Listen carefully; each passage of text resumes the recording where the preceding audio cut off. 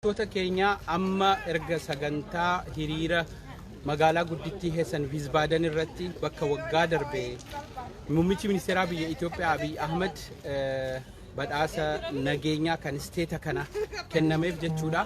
Yeroo kennanuuf sana sababa lafa kaa'anii turan inni tokkoffaa badhaasa kan argatee fi nageenya biyyoota lachan waggaa 20 ol walitti bu'aa turan Eertiraa fi Itoophiyaa jidduutti nageenya buusuu isaatiin inni lammataa riizinii godhanii kan lafa kaa'anii kunoo paarlaamaan isaanii asuma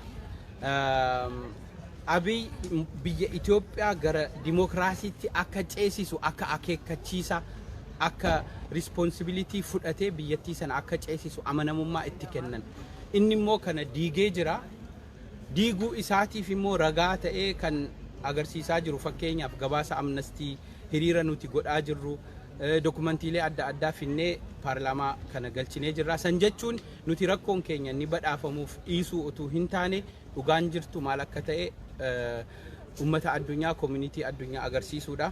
Egaa hiriira kana booda warra hiriira kana irratti hirmaate keessa aktivistoota warra qopheessan namoota dhumarratti amma asitti hafan irraa yaada fudhannee sagantaa keenya asirratti goolabnaa.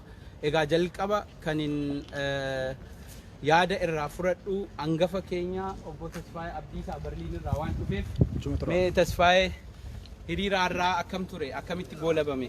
Lakki baay'ee gaariidha akkuma argine hunda inni guddaa kan asitti wal argine sagalee uummata keenyaa taane naannoo kana ammoo kan inni filamee hundi keenya akka beeknu waggaa darbee asitti mootummaan naannoo kunna Abiyyee nagaa buusa jedhaniitu kennani wanti kun dhara ta'uusaa itti agarsiisuuf dhufne akkuma argine waraqaa mallatteessine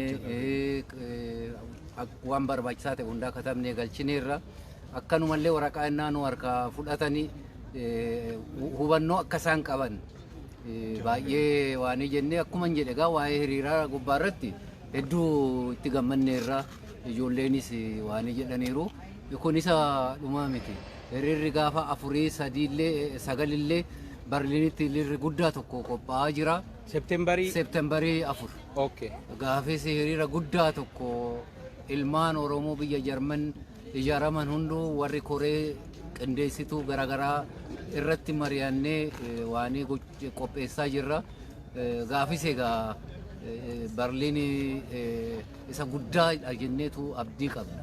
Hedduu galatoomii Tasfaayee amma immoo mee hiriira har'aa galmeessuudhaan jalqabaa kaasee haga dhumaa hojii gurguddaa hojjechuudhaan dhumarratti injifannoodhaan akka goolabamu kan taasise warra koree qindeessitoota keessaa tokko kan ta'e obboleessa keenya Sabboonaa yaada kee atillee itti aansee warra koree qindeessitoota itti aanitti dabarfama. Hayyee galatoomii abdii jalqabaa uummata Oromoo asitti dhuftanii hiriira nagaratti dhiyaatan hundaaf baay'ee galatoomaa isiniin jenna. Akkasuma immoo hiriira har'a qopheessine kanarratti magaalaa guddittii Jarman Wiesbaden keessatti argamna.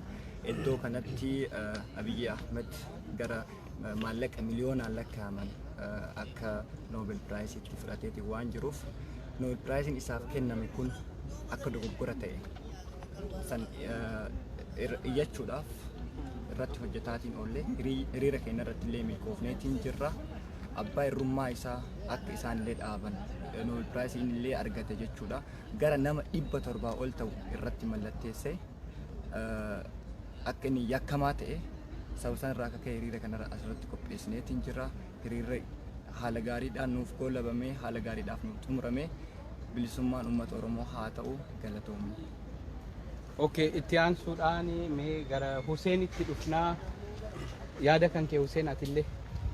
Ayyee galatooma warra baay'inni dhugaadha akka obboleessi kiyya Sabboonaa jedhee hiriira kanatti baay'ee hedduu itti dhamaanee qopheessine akkuma qopheessines uummanni keenya manatti kan hafeen jiru har'a namoota hedduutu irratti argamee waan yaadne sana itti milkoofnee mootummaa biyya Jarmanii warra akka heessanitti gargaarsa godhee fi Abiyyiif dogoggora karaa dogoggora akka ta'e isaaf akka hin malle itti himnee xalayaallee galfannee jirra.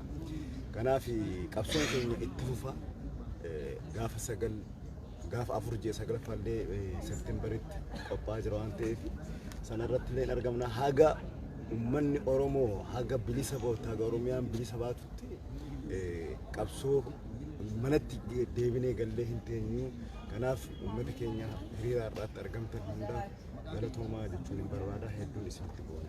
Hussein galatoomu mee gara jilootti immoo yaada warra qindeessitoota keessaa tokko galatoomii tokkoffaa hiriira nu amma asii hiriira yoo goonu namoonni tokko yaada adda addaa irratti kaasanii biyya keessa taa'anii akka isaan itti yaadanii sanii miti hiriira asii qopheessuun waa hedduu ulfaataadha.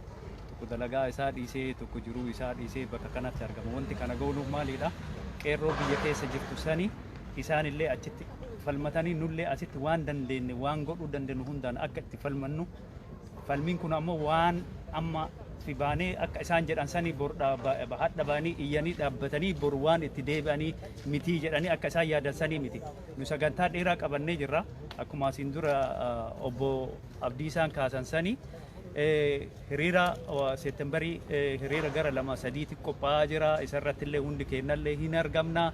Nu wanti dhaamsa akka nama qeerroo biyya Jarmanii jirtu kanatti wanti nu dhaamnu warra biyya keessaatiin nu akka ummata saba tokkorraa dhalanneete akka ummata biyya sanii dhalatee tokkotti haga ummanni keenya mana hidhaa keessaa bahu haga hidhamtoonni teenya baanii haga duuti haa caaluu sun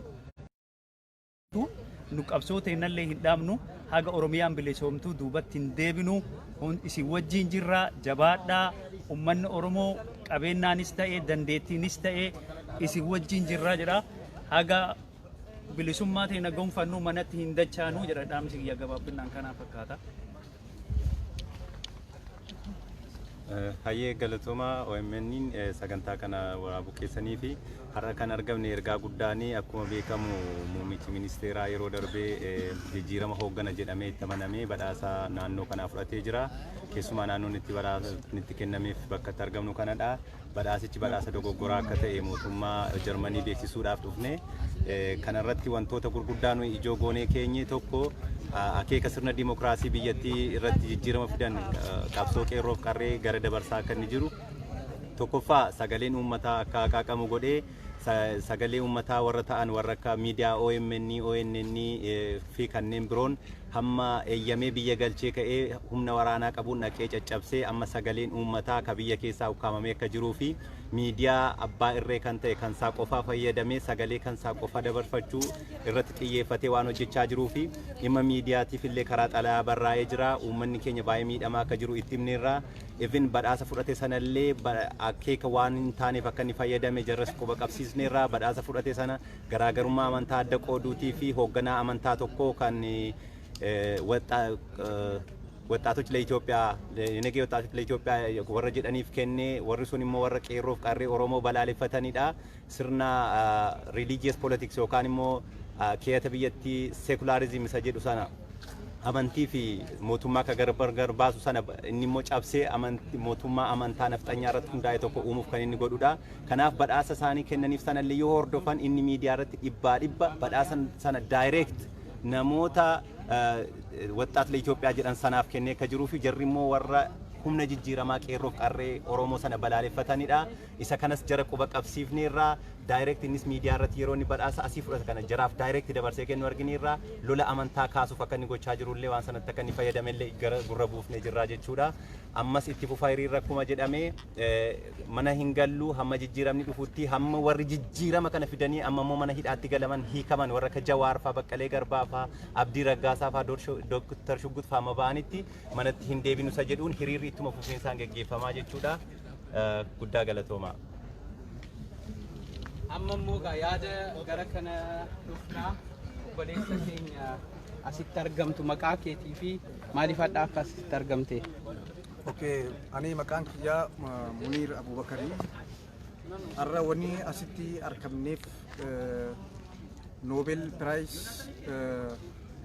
magaalaan kenniteef magaalaa Wiesbaden tana Nobel Prize bara 2019 akka Jarmaniitti jechuudha. Saniif gochiinni amma biyya keessatti uummata keenya irratti gaggeessaa jiru akka Nobel Prize akka mootummaa amma duraa jechuudha akka deebisee uummanni saaxiluudhaaf asitti baane jechuudha. Kanaaf inni akka jee torbaan takka iyyitaniiti ustannuun jee garuu baatii takka keessa ji'a takka keessatti baatii takka keessatti yeroo 8ffaa hiriira baane jechuudha. Itti fufna amata dhibbamaan taane hanga Dr. Abiy aangoo gallakkisu halkanii guyyaa hiriira bahu haa ta'u nama keenya gargaaruudhaan haa ta'u cinaa dhaabbachuudhaan haa ta'u za'a 24 hirriba hirrafnu ni hojjannaan jaa. Lammada waaniin addunyaa guutuudhaaf dhaamu. Diyaaspooraa waanuma lama qabdi boo dhugaan isin hima. Diyaaspooraa waanuma lama. Takka hiriira baatee akka gocha Dr. Abiy Dr. Paartii Bilisiginnaa kana saaxilu tokko kan akka maallaqaadhaan hin gargaaramu. Lammadoo diyaasporaan qeeroo biyya keessaa ajjeefamaa jiru. Tammadoo tarakkoorra jiru. Tawallaansa dhabde koree jaartanii koree qindeessitanii warri Ameerikaatis warri Kanaadaatis warri Faransaayis warri Jarmaniis koreen jaaramtee yeroo hiriira haa ta'u hiriira ala haa ta'u bakka walitti dhuftanitti gargaarsa qeeroon teenya madoo hedduu jira. Warri isaanii hiyyeessaa tawallaanamuu hin dandeenye afaan qullaa baanee iyyinee osoo hin taane maa doolaara 10 hin taane maa doolaara 5 hin taane koreen jaaramtee bakka hiriira baanu hundatti qeeroo teenya maallaqaan cinaa dhaabbachuu qabna. Kan madaa'e wallaanuu qabna. Kana waa lama. Hedduu galatoomii ati yaada kan kee. Ani yaada dhiifama wajji obboleen kiyya kanarra gurguddaatiif dabarsi ani boodarratti aanna inshaallah. Okay, Saalih hiriira har'aa maaliif asitti argamtee mee yaada qabdu biyyaafis asitti hiriirri maal fakkaata ture mee? Hiriirri har'aa bareedaadha. Kana dura illee hiriirri torba ture kun 8ffaadha. Hiriirri har'aa bareedaadha. Nuti akka nam tokkotti akka ilma Oromoo tokkotti dhaamsa uummata keenyaaf qabu uummanni Oromoo bara maraa waggaa maraa bara dhufaa dabraa qabsoo galman geenne qabsaa'uu hin qabnu. Qabsoon keenya kan baranaa galma ga'uu qaba. Bakka itti godhuu qabna yeroo marayyuu jecha tokko jira beeyte qabsaanni kufaa qabsoon itti fufaa ammallee qabsoon sigalee qajichaa ilma olmutti jecha ilmi tokko jira qabsoon gabrummaa iddaan buqqisnaa dadhabnu ilmoo itti guddisnaa san jechi san amma yeroo dheeraa namoonni hedduu jechuu turan adamma irratti yeroo marayyuu nutillee ilmaan keenyallee ganaa gabrummaadhaaf guddisuu hin qabnu numarra dhaloota ammaa kanarra dhaabatee uummanni keenya biyya teenya irra mirga argatee akkasii jiraachuu qabu malee dhaloota dhufullee ganaa gabrummaa dhaalchisuun hin taatu beekte seenaan kun jijjiiramuu qaba seenaan kun nurra jijjiiramuu qaba dhaloota keenyarra jechuu yoo naan booda gabrummaan uummata keenyaan hin malu biyya keenyaan hin malu uummanni keenya qabsoo dhuma qabdu qabsoo injifannoo qabdu keessaa fi alaan tokkummaadhaan itti ajabaannu jira kanuma dhaamsi galatoome obboleessa koo hayyumee waa hiriira har'aatii fi waan biyya keessa deemaa jiru irratti yaada kee gabaabsiiti. Tole hedduu galatoomas ni jechuu barbaada. Dhaamsi nuti amma qabnu guyyaa hiriira yeroo 8ffaadhaaf biyya Jarmanii keessatti bahaa jirra akka Awurooppaatitti sadarkaa tokkoffarra jirra jechuudha. Nuti ilmaan Oromoo biyya Jarmanii keessa jirru qeerroo fi qarreen harka wal qabatuudhaan mootummaa biyya kanaatiif taaksii kaffalaa jirra waan ta'eef mootummaan biyya kanaa mootinoo Abiy Ahmadi yoo gad xiqqaate yuuroo miliyoona 20 ol biyyi kun Itoophiyaadhaaf gargaarsa gootee jirti akka badhaasatti kennitee jirti. Sanirraayin Abiyyi warra akka Yuunaataan fa'aa namoota hedduudhaaf badhaasa sanirraa mallaqa kennaa ture. Qeerroo akka kibbaa fa'aa fi yeroo tokko isaan bitachuuf jecha warra saniifis waan adda addaa godhaafii ture. Haa ta'u garuu nuti ammoo mootummaa biyya kanaa mirga biyya kana keessa qabnu. Heeraf seera biyya kanarra dhaabbannee wanti nu godhaa jirru mootummaa kanaan hin kennina waan nuti biyya kanatti qaraxa biyya kanaa nurraa fuutan gibira biyya kanaa nurraa fuutan taaksii nuti kaffalluun biyyi sun ilmaan teenya ajjeesaa jirti jennee ifatti itti himaa jirraa jechuudha. Kanaaf waan nu jennu qeerroo biyyaatiin hojiin isin godhaa jirtan nu jajjabeessaa jira. Waan isin biyya keessatti godhaa jirtaniin hojii isin biyya keessatti hojjechaa jirtaniin nuti akka beenzilatti guyyarraa guyyatti onnee nutti dabalee biyya keenya akka biyyi keenya akka sirna nafxanyaa kana jalaa baatu akka gaafa wayyaanetti itti kuffisnetti akka kuffisnuuf halkanii guyyaa qabsoo godhaa jirraa jechuudha. Baatii lama yookaan baatii takka hin geenne keessatti baatii takka keessatti nuti marra 8 Jarman keessatti hiriira bahaa jirraa jechuudha. Ameerikaa fi biyyoonni adda addaalleen akkanuma godhaa jiran isin qabsoo keessan itti fufaa isin hin jenne. Garuu dhaamsa lamaan hin qaba. Tokko waa'ee warra biyya keessaa lammata ammallee waa'ee biyya hayyoota biyya Awurooppaa keessa jiran jechuudha. Biyya addunyaa kanaa keessa jiran. Hayyoonni biyya alaa keessa jiran yoo hayyoonni biyya alaa keessa jiru kun tokko tahan qeerroon Oromoolleen bifa takkaan akka kaleessatti tarsiimoo takkaan waan bahe hundarratti fayyadamanii hojjetanii jechuudha. Kanaaf hayyoonni keenya hadaraa dhaamsa yeroo adda addaa biyya keessaa dhufu waan taateef tokko nuuf taha ijja takkaan akkuma kaleessatti jechuudha itti hafuuf nu isiniin jedhe. Galatoomii hayyuu Suleymaan waan dhaamsu. Ani yaadni kiyya baay'ee gabaabaadha. Reefis yaada kennadhee jira. Kitaaba kana yoo agartan paarlaamaa kana asii nuu kenname miseensi paarlaamaa hundinuu lakkoofsa isaanii maqaa isaanii telefoona isaanii hunda asirra jira. Iimeelli isaanii asirra jira. Waan mootummaan kun godhu hundayyuu guyya guyyaan iimeelaa fi telefoonaan saaxillee itti himna. Mootummaan kun yoomiyyuu taanaan kufuun isaa hin oolu qabsoon itti fufaa jedha. Carraa obboleessa kiyyaaf dabarsaa kunoo biyyi dimokiraasii akkana miseensi paarlaamaa kana keessa jiru lakkoofsa isaanii waa hunda daataan isaanii as keessa jira kanaan qunnamamuu danda'amaa jechaadha. Kanuma yaadni kiyya namni biraatiif carraa dabarsa. Hedduu galatoomi Suleymaan. Mee yaada atillee qabdu dabarsiiti waa'ee hiriira har'aatii fi waan biyya keessaa gabaabsiiti. Hiriirri har'aa baay'ee namatti tola. Duraan dursuudhaan hiriirri walumaa galatti biyyoota Jarman kana keessatti adeemsifamaa jiru baay'ee waan namatti tolu guutuu Awurooppaatiif akkasuma immoo guutuu addunyaa irratti Oromoonni bakka jiranii baanii falmataa jiran waan dhugumatti nama boonsu lullee ittiin boonnee jirra. Ammas garuu ganaa itti fufaa kuni caafiidha. Haa ta'u mootuyyuu warri biyya keessa jiran qeerroon biyya keessa jiran halkaniif guyyaa akka Ameerikaatti fakkeenyaaf ijoolleen guyyaa 3 ol raasaa bulutti jiranii ala bulutti jiranii dhiin uummata keenyaa akka jigetti hafuu hin qabu jechuudhaaf dullee akkasuma kanaafuyyuu uummanni biyya keessaa dammaqiinsan warra alaa halkanii guyyaa dhaabatu kana isaan hordofuudhaan biyya keessatti illee mootummaa abbaa irree kana fudhanii qabu qabanii kaleessa illee huunee qabnee wayyaan iyyuu tawaggaa 27 hidda jabeeffattee akka ejersaatitti lafa seentee hidda ejersaa lafa qabattee jirte qeerroon Oromoo buqqiftee uummanni Oromoo alaa fi biyya keessaa harka wal qabatee buqqisee maqaleetti sii galchee isa mootuyyuu kakaleessa dhufe kana buqqisuudhaaf guyyaa muraasa illee nutti fudhatu salphaadha. Inni nafxanyaa wal ta'e uguruu hin gahu Oromoon irra oolti. Kanaaf immoo isallee immoo bishaan lammaa nyaate galaanni lammaa nyaate eenyullee nambisu yoo namicha kana jala kayaa taate. Beekadhaa Oromoon beekaa basaastuun Oromoon illee namicha kana jala deemtee basaatu halkanii guyyaa irraaf qusadhaati Oromoon bakka hundaa harka wal qabadhaa ka'a ni moonaa irra ni aannaa inni immoo addaafa seenaa waan irraa biyyi mootiyyuu godhe kana borummoo waan jawaarfaa ta'an tana jazaan isa dhaqqabdii inni sitti galaa irraan haftuu kana mootiyyuu qabsoon ta'e itti fufatti jedha. Galatoom yaada kee gabaabsiiti. Barada galatooma yaada naa kennuu keessanii ani waan lamaan irraa dubbachuu barbaada. Gabaabsiiti. Hiriirri biyya alaa kun bareeda. Haa ta'u hiriirri qofti gaha jedhee akka kiyyatti fudhadhu. Hiriira kana irratti wanti mallaqaan hojjetamee ammallee akka waraanaatti wanti dalagame gaariidha.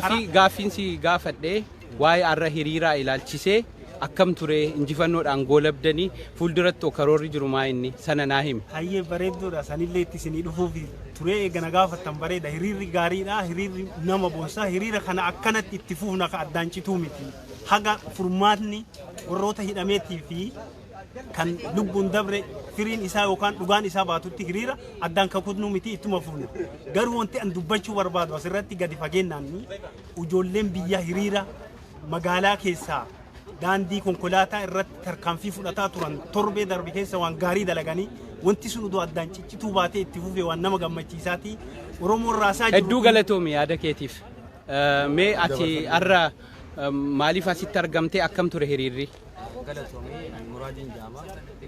Waan asitti argameef goobana daacii mala fanatti ol ka'e kana duratti baanee waan inni uummata keenya godhu jiru saaxiluudhaa fi tanillee goolabnee jirra injifannoodhaan amman dhaamsaan qaba dhaamsa yeroo biyyaatiif waan isin turbaan dabre keessa daleedan geejjiba ogguruun waan bareedaadha ammallee sila akka itti fuftanii jabaattanii itti fuftan barbaanna warri finfinnee iyyaa jira luqqaalee jiruun jechaatiti saniifuu ammaan tana yoo itti deebitanii amma akkanatti geejjiba oggurtan taate gobanni daacee fi fosoon feene dirqameetti beesen gadhiisee bahaa jechuudha jabaadhaa. Galatoo. Okay yaada dhaamsa kee. Ayyaanis yaadni qabu kanuma Oromoon tokkuma waliigalteedhaan akkuma biyya kanarratti baanes gallee rafuu hin qabnu nutis qaamni keenya akka biyyarraa dhumaa jiru uummata Oromooti. Har'a biyya kanarrattis dimokiraasii gahaa argataa hin jirru maaliif sababa Oromoo taaneef miidhaan adda addaa nurra gahu jira. Kanaafis mootummaa gabroonfataa kana ofirraa buusuu qabna. Jabinnaan qaama tokko taanee irree tokko taanee ofirraa buusuu qabna jedha. Mootummaa gabroonfataa kana jalatti yoomiyyuu jilbiifannee hin teenu. Hedduu galatoom. Dhumarratti yaada qaba jetteettaa yaada keenyaa himiti kan goolabaa goona. Gabaabsi. Abdii biraa bisaasi galatoomfachuu barbaadaayyuu kabaja guddaadhaaf faana kabaja jiraatu balaa qonni jiraatu kan barbaaduun watanaan dura jedhee qeerroon biyya keenya akkuma inni jedhee dubbatan qeerroon biyya keessaa abdii kutachuu osoo hin taane uummanni dhumaa jira waan ta'eef duuti keessanii erga dhoolirraa karaa jirtan tokkummaadhaan deemanii uummata basaastuu ganda keessaa naqalee sadoorna irra deemuu basaastuu ganda keessaatiin uummata kanarratti karaa uummata keenyaa deebi'aa jira. Hedduu galatoom.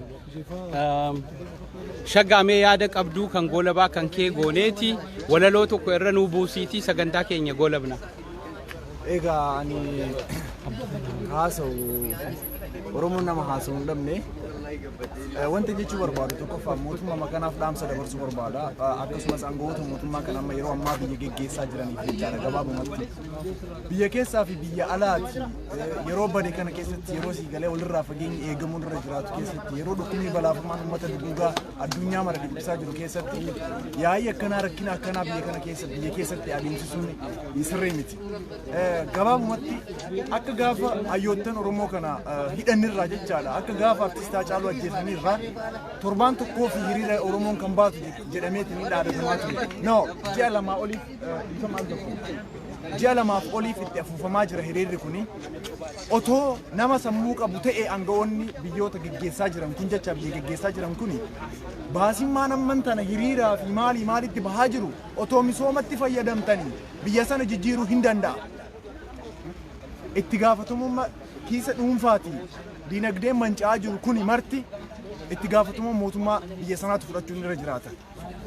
Tarii walii gahiinsa yeroo ammaa kanatti namni dhukkubaa yoo galaafatamu taate illee itti gaafatamummaa mootummaa kanatu fudhachuutu irra jiraata jedhee yaada.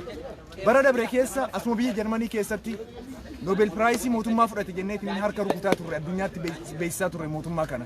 Har'an tana garuu siyaasa maraataan geggeessuu fi siyaasa daa'imni geggeessa jenneetiin abjuudha kun. Kanaafuu gaaga'amiinsa kana Oromoon gaafiin inni gaafate gaafii muraasaadha. Kanaa Caaluu ajjeese murtiin haqaa Hacaaluudhaaf haa dhiyaatu. Hayyoottan Oromoo kan hiitan hiikaa jaraan wajjin hojjechuun hin danda'ama. Haala kanaan garuu biyya alaas teenyus qabsoon keenya itti fufa addunyaatti saaxila isin baafna. Kanaafuu dhaabaa waan itti adeemaa jirtu kana jedha gama dhumaatiin qeerroo biyya keessa jirtanii kophaan jirtanii isin faana jirra itti afuufna haadii matu isinis itti afuufa isinin jedha ulfaadhaa.